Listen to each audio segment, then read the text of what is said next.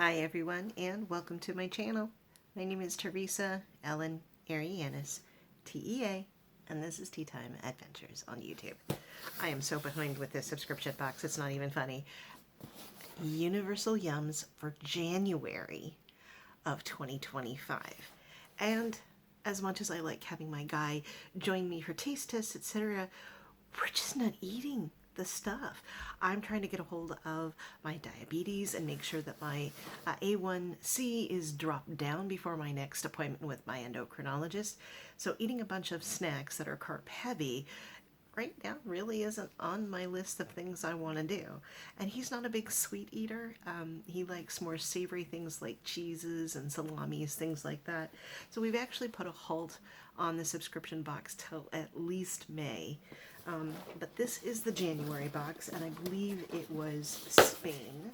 This is what it looks like when I open it up, and it is Spain.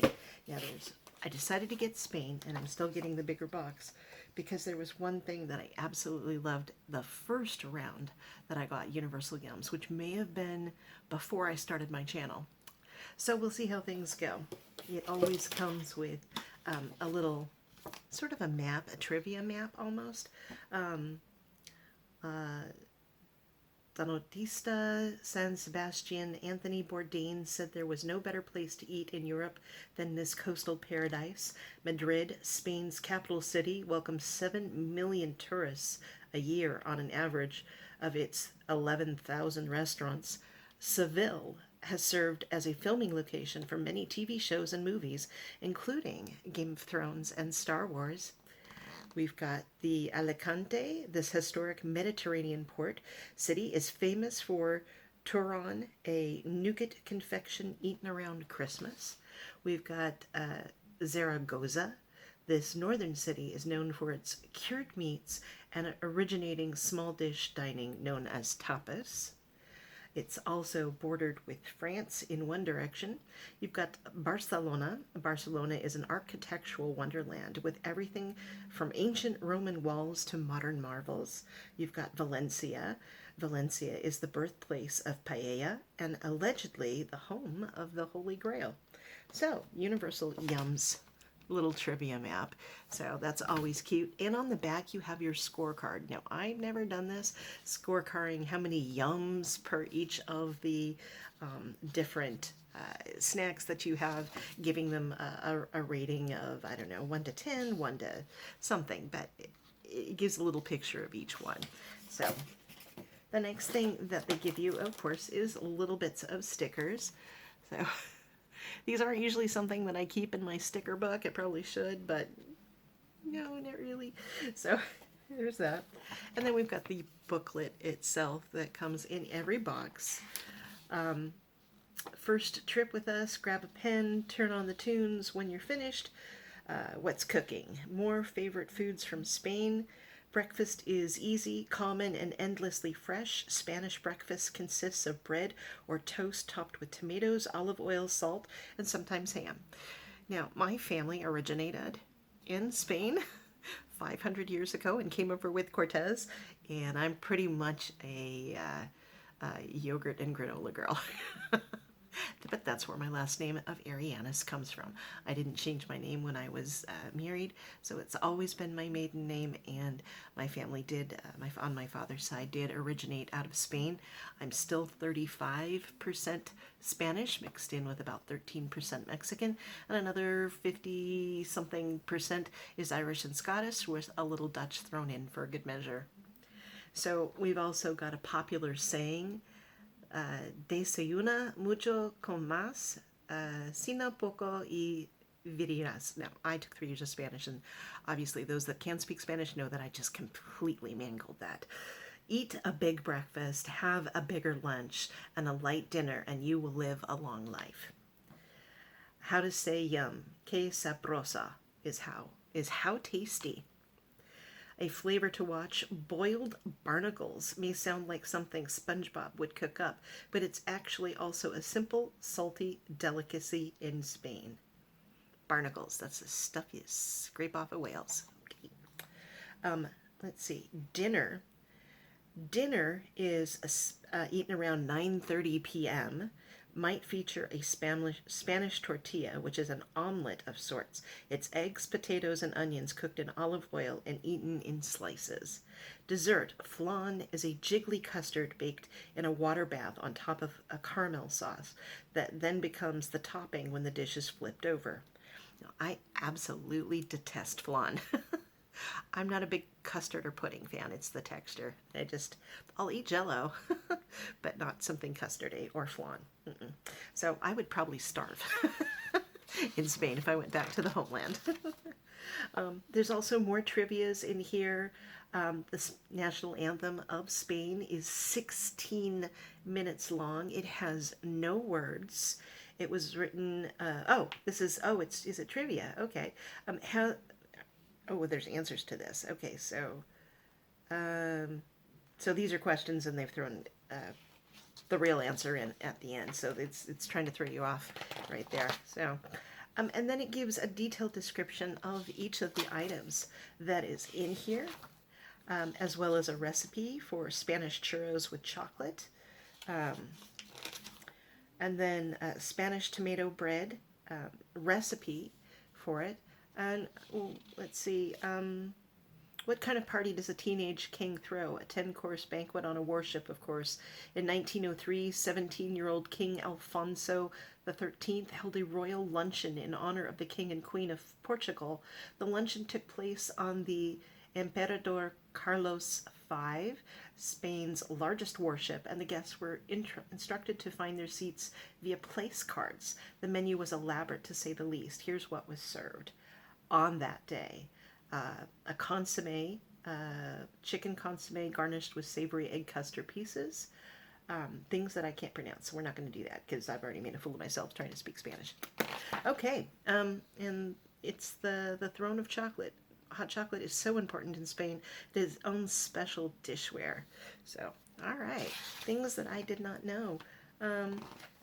So interesting little booklet, fun to read.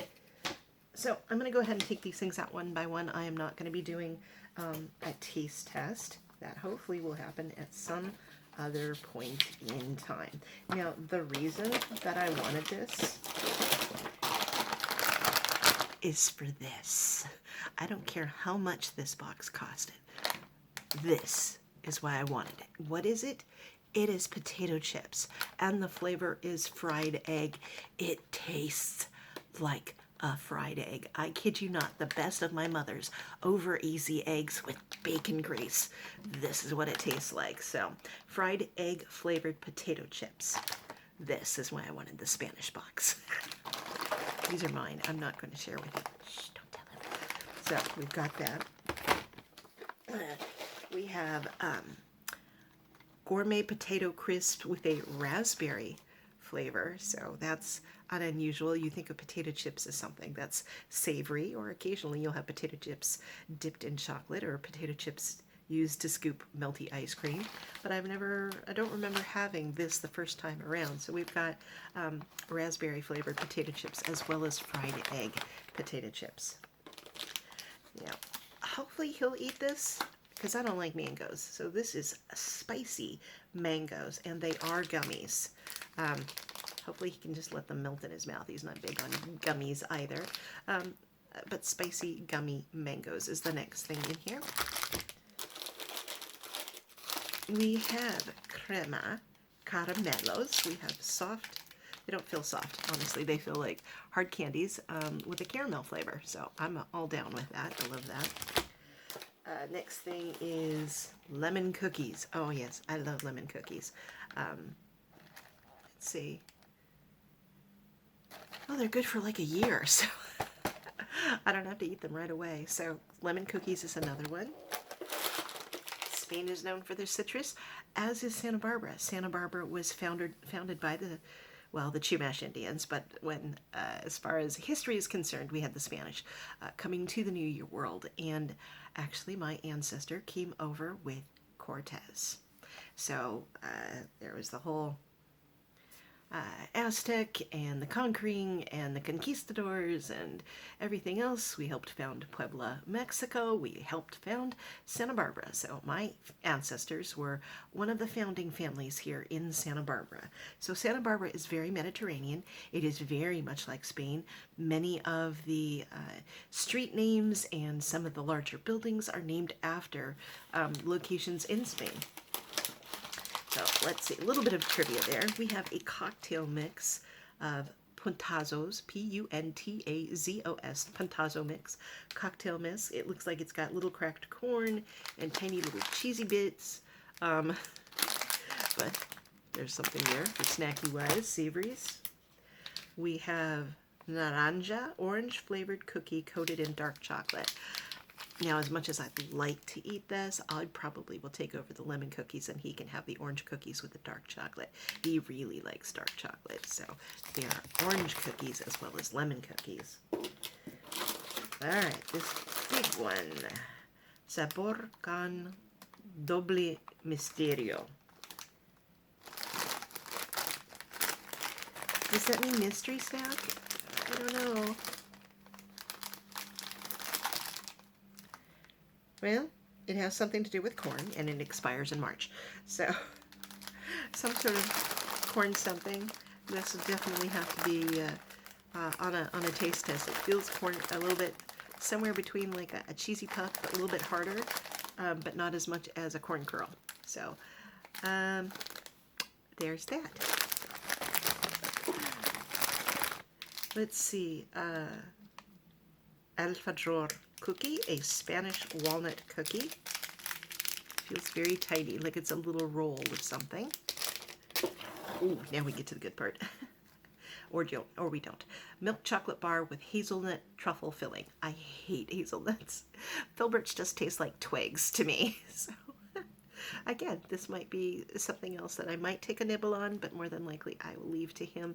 He does tend to like dark chocolate more, and this is milk chocolate, but I really don't like hazelnut. I really don't. It just tastes like twigs. So this is a mixed bag. I will fight him for those fried egg potato chips, and I don't care what else he wants out of this. But I did want to show this off because I am pausing the box. I do want to get control of my diabetes before my next endocrinologist appointment in March, and having something that is so heavily carb filled. It's just a little bit of a no-no. So I have it paused till at least May. And if I do get it again, we are going to be getting the smaller box. This was the medium Yum Yum box and has been for the last at least 3 months. Before that, we just got the little Yum box, which is only a few items, and we were managing that a lot better.